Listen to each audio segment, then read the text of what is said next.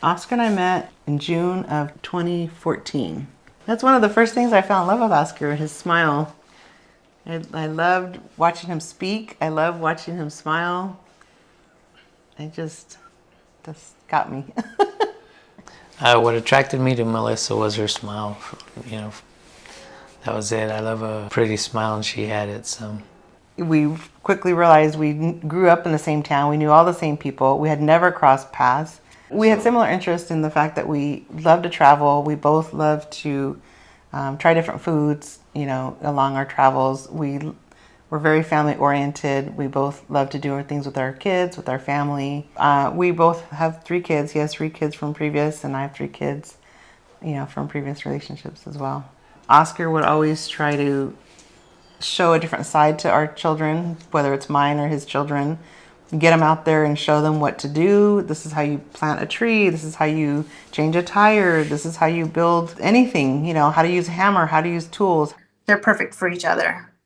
He's a good husband. He always puts Mellisa first. He always has. He cares about how she's feeling, what she needs. Neither of them were like the clubbing type. They were both the outdoorsy type. So they liked to camp, they liked to travel, they liked to fish, they liked to do all the things that involved the non-bougie style lifestyle. They were, the roughing it kind of people. He's always joking. He's always got a good attitude. He loves to make people laugh.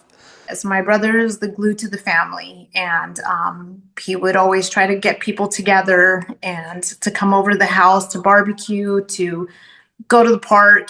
He's just very, like I said, family oriented. During the family get-togethers, Oscar was usually on the grill and the DJ at the same time. He was a multitasker for sure. Oscar's personality, I liked it because he was really into sports, like baseball, like watching the Dodger games, and that's how we met. I would describe my dad as super outgoing, hardworking, driven individual. Even though we could see my dad was dog tired, he would come and play catch with us and show us all the little things that he wanted us to learn as men. And our kids were both in sports, so we'd always take them to the parks, to the batting cages. Oscar was always there just to help out a lot with as the assistant coach. He's really helpful. He's got a big heart, so always trying to help people to make the right decisions. In life, he's always been there and had my back. And he is a handyman. Whenever I needed anything done at my house, from electrical to, plumbing or anything, he would come and he would help me. I don't know many people who like to build things and work in their extra spare time for fun, but that was Oscar's. His work was amazing. So Oscar being in construction, he built things around the house, a gazebo, patios, different benches, chairs, everything in our backyard is built by Oscar, basically. being a carpenter, it just came natural to me, to be able to use my hands. And then I settled with DN Tanks. Worked with DN Tanks for 13 years. They build concrete water tanks. Started as an apprentice, moved up to lead man, foreman, assistant superintendent, and then superintendent. We built tanks from 1 million gallons all the way up to 32 million gallon tanks. Part of my job was, it was very site specific. Like I said, every day, we would talk about the safety hazards that we would encounter that day. I miss my work. I really miss being out with the guys, teaching. That was one of my favorite parts of my job was, teaching the younger guys to better themselves. And I miss, being outside. My plan would have been probably another 6 years. I decided to work at the Redlands School District because I knew that, when my kids were off, I'd be home with them. And when I was working, they would be in school. Ended up being there for about 23 years. I started as a teacher's aide in the classroom, part-time, got a full-time job, and ended up being the registrar at one of the local high schools. My plan was to retire in a few more years at age 55. Ended up retiring after the incident. So before my sister and Oscar got married, they were together, for like 9 or 10 years, something like that, forever. Everybody thought they were married, but they were not officially married yet. When we first started dating, this marriage wasn't on our cards to get married again. We had been married before twice. I mean, it was really the right thing to do. I mean, we were in love. We were going to be together forever. And so he's a great husband. Oscar is a great husband. In sickness and in health. Oscar and I got married December 2nd, 2023. It was a beautiful wedding. Until death do you part. I do. It was perfect to me. I mean, it was just the right amount of family. They were making plans shortly thereafter. They purchased their other house to have a vacation home away from home. It was in South Carolina. They made an enormous amount of plans of what to do now that they're married, what they're going to do as a couple. Their kids were getting older. Oscar bought the house across the street from me because this is where he wanted to live. They wanted to retire here. We wanted to be on the boat. We wanted to go all over the East Coast. Our wedding day was, it was amazing, which was December 2nd. December 3rd, I had to be back to work. Just it was an accelerated project. So, back to work the next day. I was out of state. I was working in Buckeye, Arizona. So they were planning on having their honeymoon when he got back. That Saturday night of their wedding was the last time my sister saw Oscar in a healthy form. So she got a call 13 days after their wedding that he was involved in an incident at work where she needed to be immediately by his side because they weren't sure of the outcome.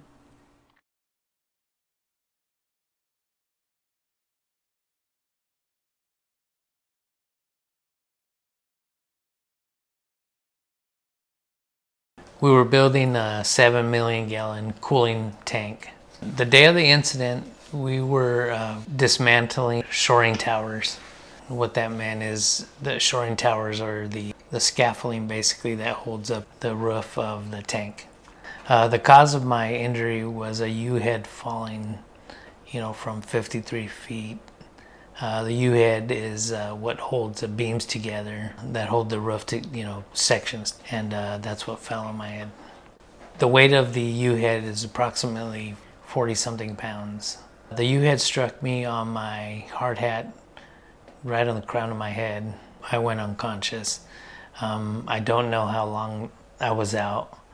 I do remember waking up, and a couple of my workmates one was holding my arms up, and another was just kind of consoling me, because I just remember being in pain. And I remember saying, I can't move my legs, I can't feel anything. I was at lunch with a friend of mine, and I received a text message on my phone, and it said, Oscar's trying to get a hold of you. So then this person calls and says, he was with Oscar, Oscar's been in an accident. And I talked to Oscar, and then I can hear it in his voice. I asked him if he was okay, and he said, I don't know. And I said, okay.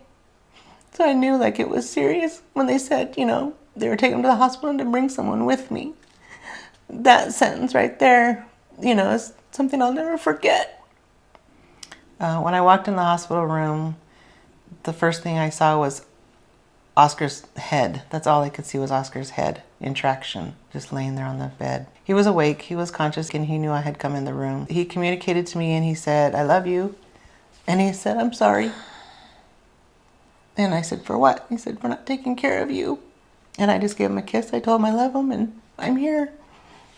I just remember seeing Oscar in the hospital bed, and just the blood was still fresh, and things were just at the worst point at that point, I think.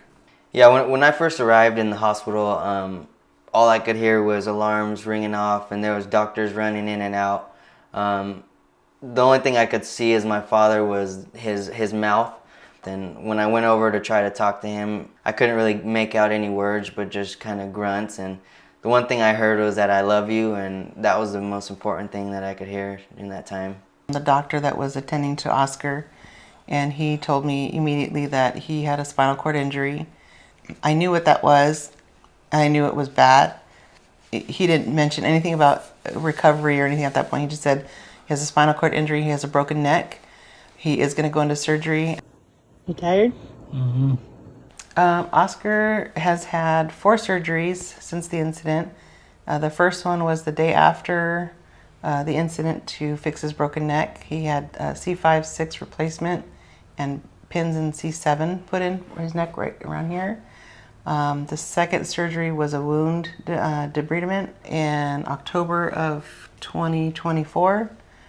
He developed a pressure wound near the backside of him, and so they did that, and then he needed a colostomy to divert the feces from that area because the wound debridement was right there.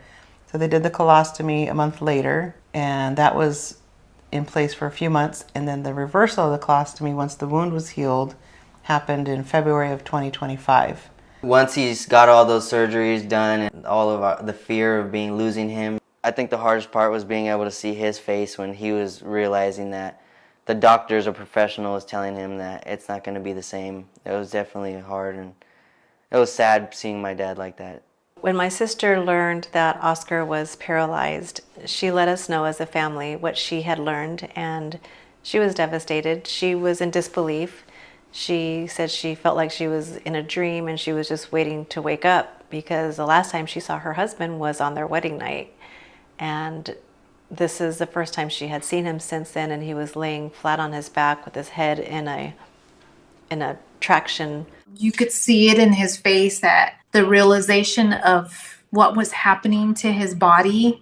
You could see that internally he was trying to go through what was going to be his life now. And it was hard for him. When we found out he was paralyzed, it basically just let all the air out of the room that we were holding in our breath and hoping that something was going to be better reported, but it wasn't. The reactions were just silence and crying.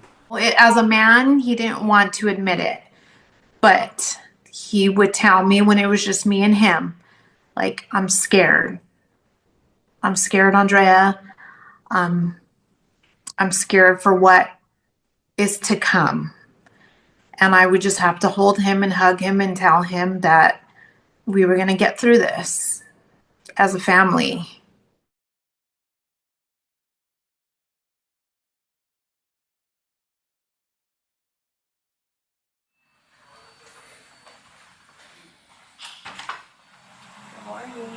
Oscar and I have been at Casa Colina since March of 2024. He was discharged for a couple of weeks and then readmitted with infections. He's been fighting infections every month. With Casa Colina, they are trying to figure out what's causing all these infections. A lot of them are UTIs, but they're finding out that they might not be true UTIs, might be infections caused by something else. He has bladder infections, just other infections that they just don't know what's causing it. But just all these setbacks after setbacks and the UTIs and everything, and that it's not giving him the chance to go home. He just wants to go home. And I've never seen Oscar depressed ever in my life. Ever. Never. My sensation starts at about an inch from my nipple line up, I guess, or Not that swollen. non-sensation from my nipple line down. I can't feel anything. I can't feel, anything from there down when I have to use the restroom. I have no sensation when I'm hungry or full. My stomach is descended, so that's when I know, I ate too much of Mama's cooking. But yeah, other than that, I can't feel a thing. So Oscar wears the compression socks for the blood pressure because he struggles with low blood pressure, but it helps constrict the legs to help the blood pressure when he's sitting up. So like the boots are for nighttime, this is for daytime. The type of sensation that I do feel is a burning sensation on my foot when it's kind of leaning over, because it tends to go to the right, and when it's too far over, I get that sensation, that burning sensation. Mornings, usually they'll wake me up about 6:30 to check my vitals. If it's low, they give me mitadrin to bring up my blood pressure. They do a bladder scan and ICP if I need it. Then we'll do medication.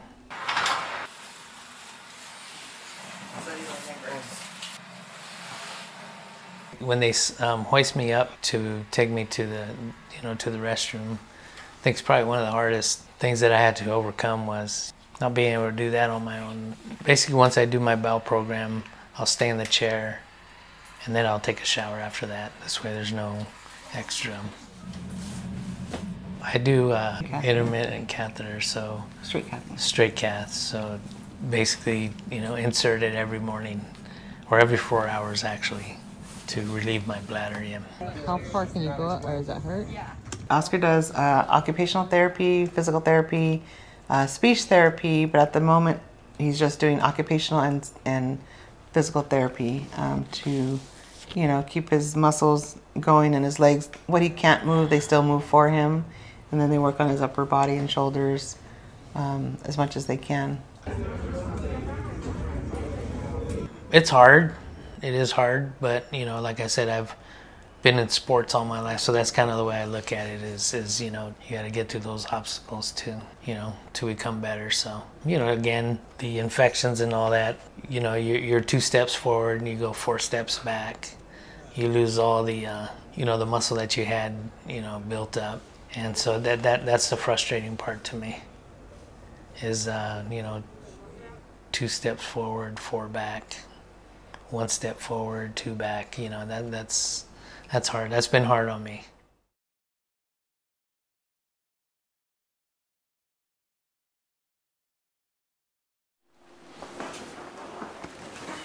Let me know if you need help.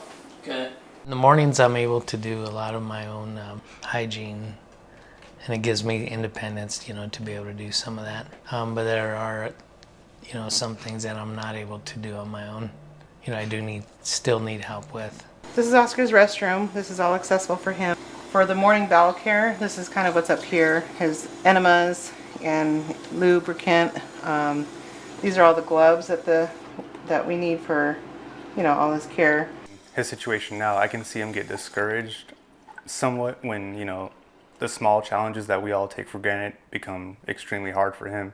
And I can see it, that he gets a little disgruntled, and you can see it in his eyes. This is my shower, where I can just wheel in with my shower chair and bowel program chair. The whole process takes about an hour between the two. So I just put my hands here near Oscar's shoulders, just in case he needs any kind of support. So when he gets up in the morning, we do range of motion. I would lift his leg up and bend it back and forward and straight up and then outwards, just to keep the joints and the hips loose. The concern with Oscar is atrophy. So this will also help Oscar when he has to put on his shoes and when he gets to that point where he can start dressing his lower extremities too. But yeah, he was a good cook. He did a lot in the kitchen. Now he would love to, but it's hard with his hands. His fingers stuck out from the nerve damage or the inside damage. And it's hard for him to grip and grasp. So it's hard for him to even open containers or do things. And with this being numb, this part of his arm, underneath here, it's hard for him to gauge what he's feeling and what will burn or what's hot. This is the first time I've seen Oscar in around 5 years. So when I showed up, I kind of knew what I was going to see, but it's just the fact of knowing everything me and him did together in life, is he going to be able to do some of that stuff with me again. So it's very emotional. It was hard. He's dealing with a lot of pain and all, and even see him cry. I don't think I've ever seen him cry. So that's to be a great deal of pain for him to be in. But he's a very strong man. I think it's been hard for him. He is a very, prideful person. Yeah, very independent, and I think it's been a, big adjustment for him. So my head went like that, and it just crushed my 5, 6, and 7. I think he's embarrassed because he's in a wheelchair now and he doesn't want to inconvenience people in any way, shape, or form. I just hope going into the future for Oscar that they are able to live a normal life and just get into a routine where they feel that they are doing something that fulfills them. I don't think that they're ever going to get over the fact that they can't live the life that they wanted to live, but they're going to have to get used to the life that they are able to live. I think in the future, Oscar's gonna not have as many opportunities to be there for his grandkids, maybe teaching him how to drive, helping him with outdoor activities, things like that, and that's something in life that we all take for granted. I would say the biggest challenges going forward would most likely be the living situation day to day after all this is said and done. 10 years down the road, what's life gonna look like? Looking in the future, my biggest fear is that he's not here anymore for as long as he should have been. That's my biggest fear. I want him to live a long, healthy life, and my biggest fear is that he won't.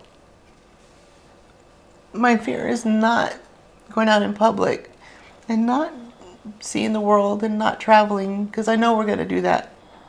I just fear that we won't have many years to do that. I always told her I would take care of her. And that's the hardest part. Because I told her I would. If I could, I'd take all this away. I know that's not going to happen. I just told her last night, you're doing too much. But if she doesn't do it, who will? I think about a lot of other people before I do myself. And, especially my wife. I've always been that way. My dad raised us that way. And she continually tells him, it's okay, it's okay. Nobody expects you to do anything. But that's the thing with Oscar. He was always the one that wanted to do everything. He took care of her. He made sure that she never had to lift a finger for anything. And he feels less of a man because he cannot do those things that he used to be able to do for her. And it's eating him up because it's just so frustrating. She has her good days and bad days.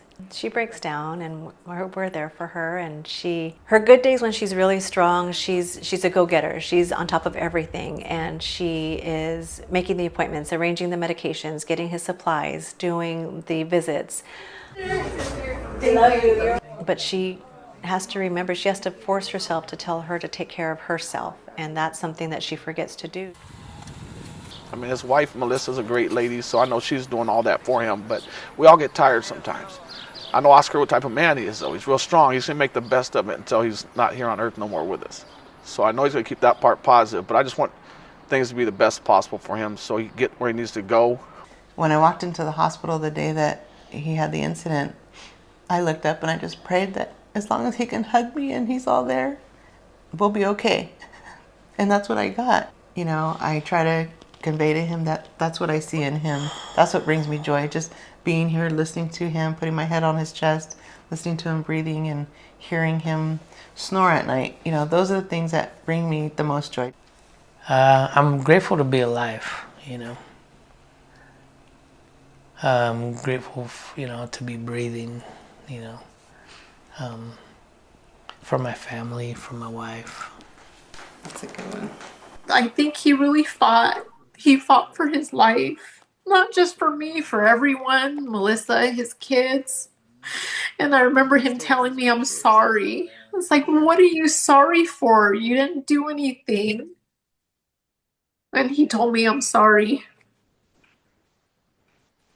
That's the kind of guy he is. We were good. Our kids were older, looking forward to retirement. I was going to retire and travel with him, and then it just feel like it all got taken away.